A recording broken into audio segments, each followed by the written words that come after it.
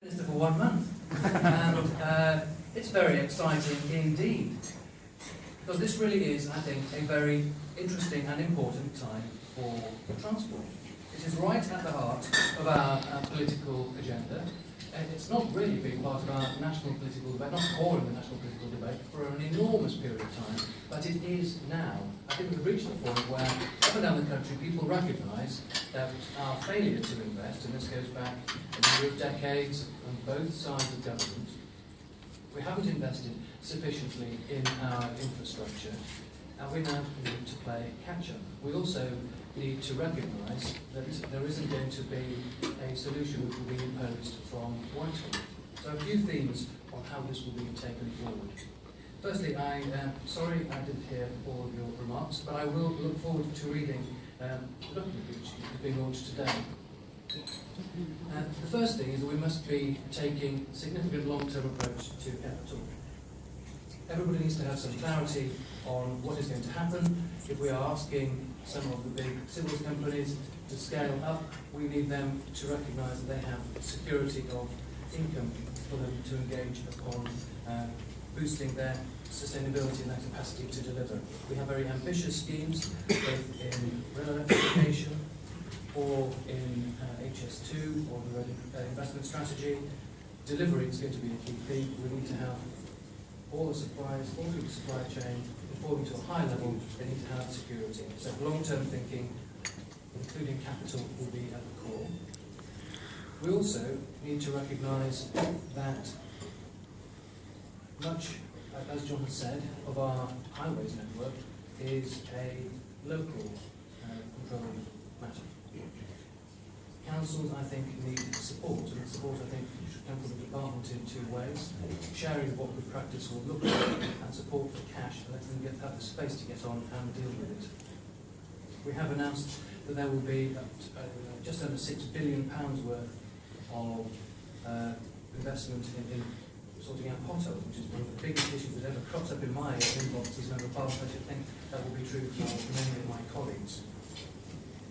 But the point is, we are now at a point where we are looking at devolution, at long-term investment in skills and collaboration, and that collaboration really is the point I want to get across.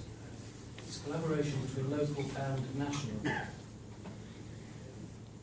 My door will certainly be open. I look forward very much to working with the PTEG organisations up and down the country. We will not deliver the transport network that our country needs unless we are all working in the same direction.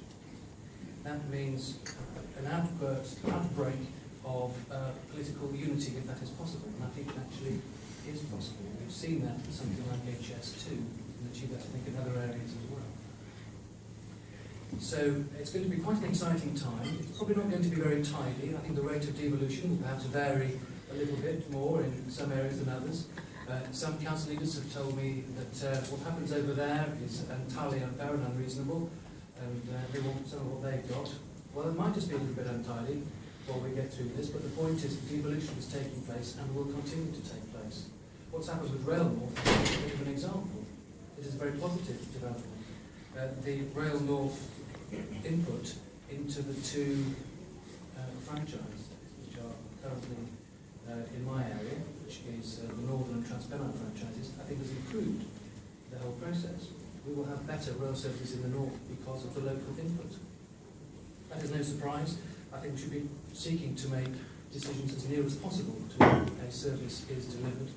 We will get better local decision making, more appropriate to meet local needs.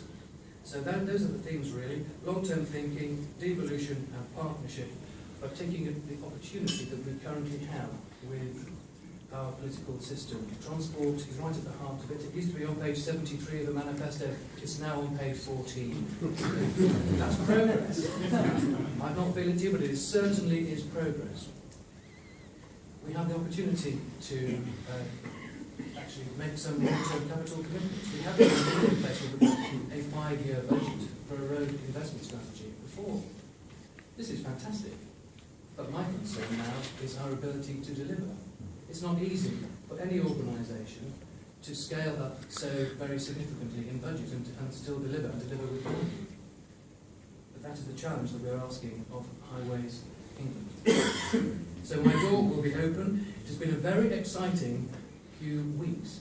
The range of issues in my portfolio is quite enormous, and that's fantastic. I get to deal with roads, international buses. That is a hot topic. My goodness gracious me. But also Northern Powerhouse. That means rail in the north, which goes back to the two front roads. So there's a bit of rail delivery work there, but it also means blue sky thinking of what we can do to improve the connectivity between our big northern cities. The northern cities were the engine of our country's prosperity in the 19th century. That fell away in the 20th.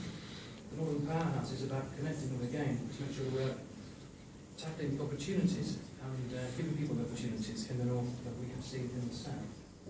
It is very exciting and has a range of all sorts of options for the future, but it will certainly include connectivity between ports or different modes of transport generally. So that's the range of things I've got to deal with, and that's quite exciting. So I look forward to, thank you for the invitation. I was only really popping in because I was trying to cover off a few things. I wasn't actually intending to say anything. But thanks for the invitation to do so. And I look forward to this time ahead. It's pretty exciting, and my door will be open. That's the key point, because we will not be able to deliver our government objectives unless we are working in partnership. And that means you guys too. So thank you very much.